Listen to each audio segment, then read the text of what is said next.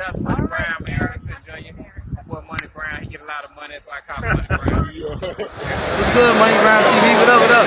Yeah. I want to give a shout out to Money Brown TV. Thank you so much for everything. Hey, this is Ryan Garcia here. Shout out to Money Brown TV. And keep punching, baby. Yo, what's going on after the fight? Well, this your boy Money back with another one, man. And this one here is on the twins, the two world champion in this game, Jermell Charlo, the unified champion at 154 pounds, and Jermall Charlo, the two division world champion, the current WBC middleweight world champion. And Jermall came out and said him and his brother has trained together for the first times in 5 years, bro. My twin pulled up on me and we ran for the first time in 5 years as individuals. We're great, but together we're stronger than ever. Unbreakable bond. Lions only. For life. That's what you call a brotherhood, you feel me? That's what you call real love. That's what you call when I get my twin back around me, we gonna do what the fuck we gotta do. Now, let me touch on this. We know Jermall got a fight coming up June 19th against Montiel, right? He will be putting his WBC on the line. Middleweight WBC world title on the line. And he's looking to make a statement, man. He's looking to make a statement. He's working his ass off. You can't take no opponent lightly, even though Montiel ain't the name that people want to see in the ring with Jermall Charlo. There's other names like Demetrius Andrade, Triple G, Jaime McGill. You know, it's big names at 160 that people want to see in the ring with Jermall Charlo. And Jermall's ultimate goal is to fight Canelo Alvarez, you know, but we'll see what happens with that. But he's working his ass off. Like I said, you got to take every opponent serious. This is the professional fight game.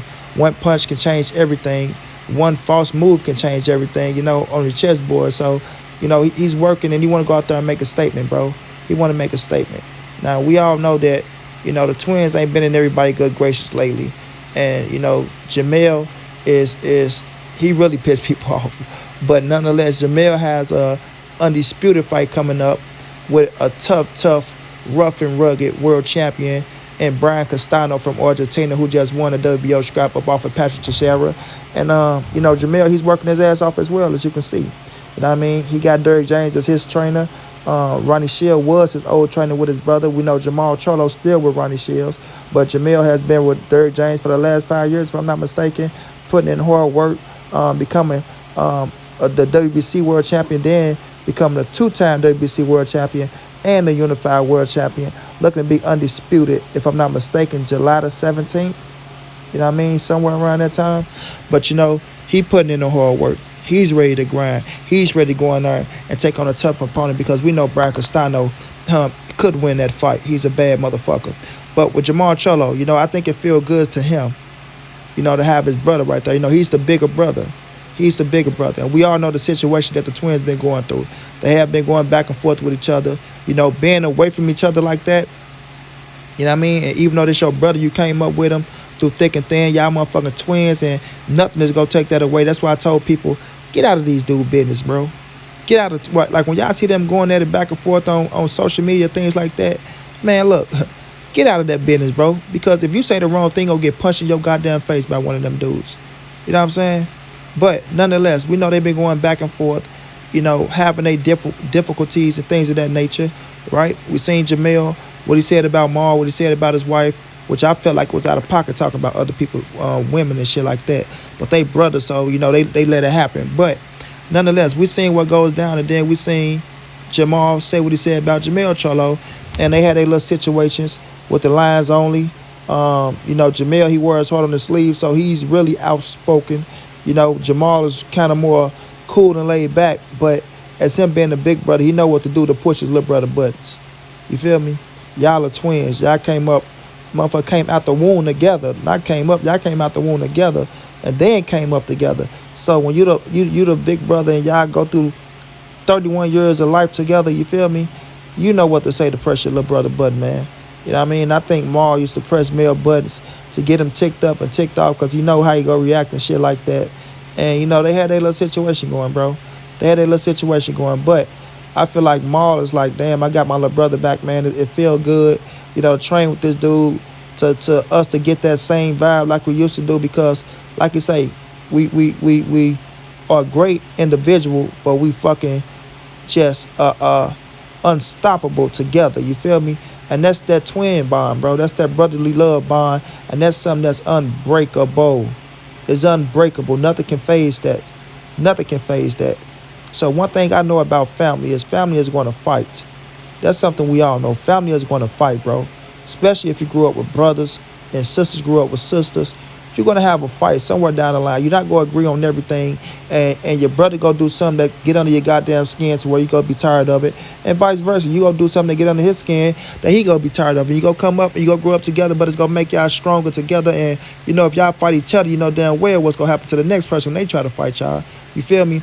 So when I look at it and people try to jump into their business, oh, you know, this and that, you know, he said, look, man, all it takes is one connection like this for them to be right back knitted together. You feel me?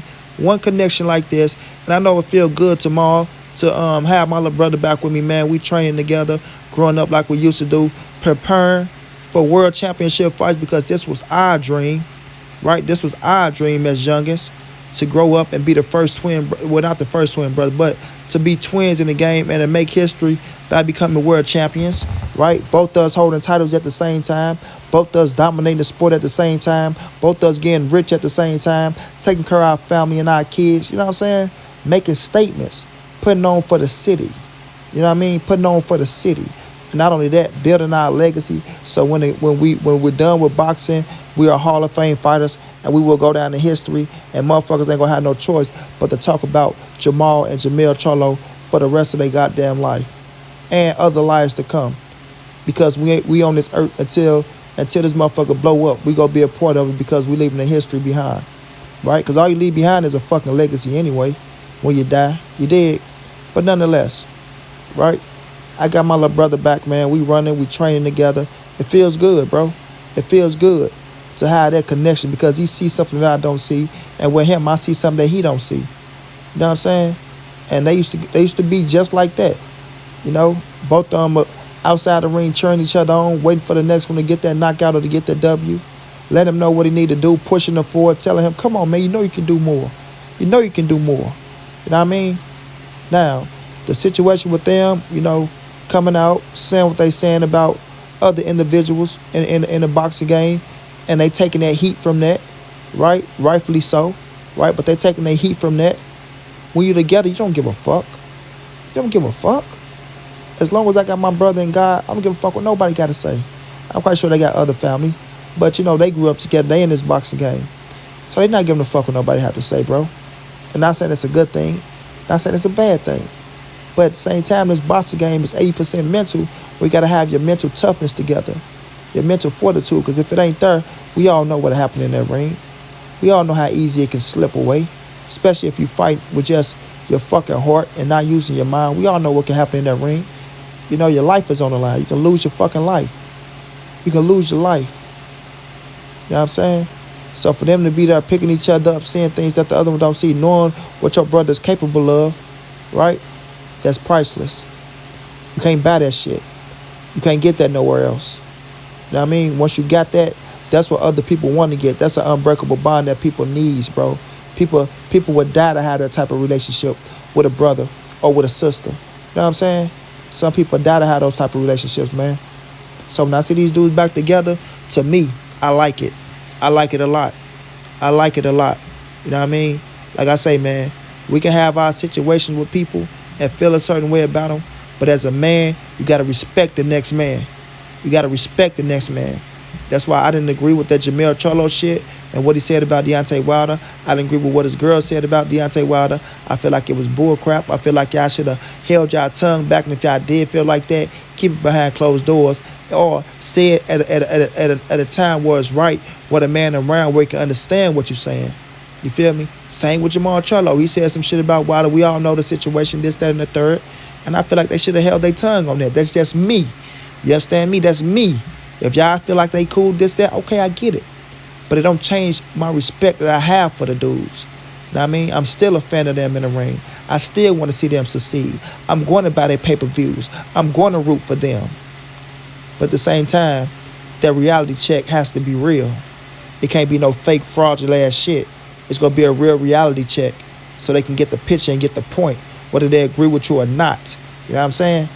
Whether they agree with you or not, the reality check got to be real. And I'm always going to keep it real, bro. I'm always going to keep it real. And I do appreciate seeing these dudes together after 5 fucking years of not training with each other. You know what I mean? Because one thing I'm big on is family. Family is everything to me, dog. That's all you got at the end of the day. Because when motherfuckers act like they fuck with you, they act like they love you, they act like they rooting for you. When you got the haters over there, they want to see you fall. They praying on your downfall. When the world trying to fuck you around, or just because the world will fuck you over harder than anything. You know what I'm saying? When that shit try to bring you down and break you, whether if you're in the media eye, whether it's the people, whether it's anything, you know what I'm saying? You having a fucked up day, nigga, family gonna be there. Real family is gonna be there to support you and pick you up. Real family is gonna tell your ass the truth. You understand what I'm saying?